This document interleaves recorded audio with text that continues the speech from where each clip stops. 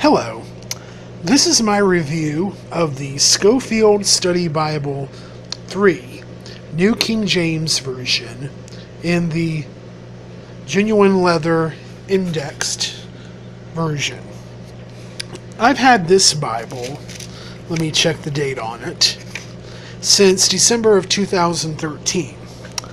I bought it not so much for Scofield's notes on it, but because I was looking for a genuine leather New King James Version that had a sewn binding.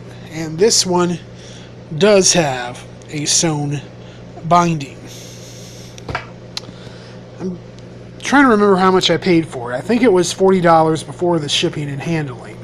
I think it's about $46 now on christianbook.com.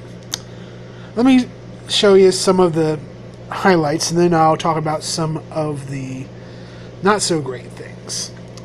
The Bible does have whitish margins. As you can see, the cross references are in the margin, but where there aren't cross references, there's plenty of space to put notes. I'll give you an example of show you one of my notes on here, if it doesn't take too long for me to find it. See, like I like to put where my pastor preached a sermon from the text on the margin, and that gives you an example of that. It is made of genuine leather. The leather, it's not the best I've ever had in a Bible. The best I would say I've had is either the Cambridge wide margin I had, or the Ryrie Study Bible King James Version that I have a review on also on this channel. But, you know, it did cost only $40. But it is genuine leather. It does have a sewn binding, and it does have wide margins.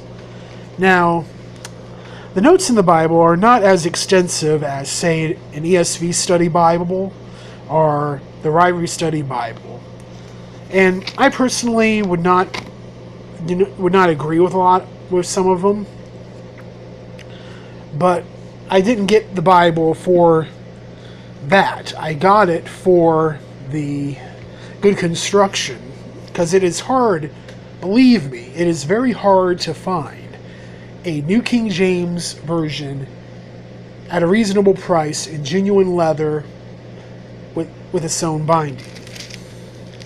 Let me show you some other things in this Bible. It has some pages for notes, has some maps, has a concordance, and I'm not sure what they call this, a complete index of the subject chain references, a subject index,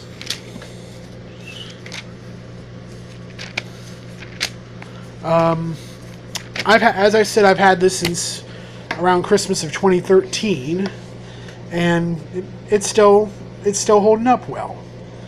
I would recommend this to someone who doesn't have the money to pay for a Cambridge, or I'm trying to think of what the other one is called. Or another high $100 or so version. If you want something a bit more portable, I'd probably go with the Holman large print ultra thin Bible. But this is a good Bible. I take it to church most Sundays, and I just wanted to share this with you. Thank you.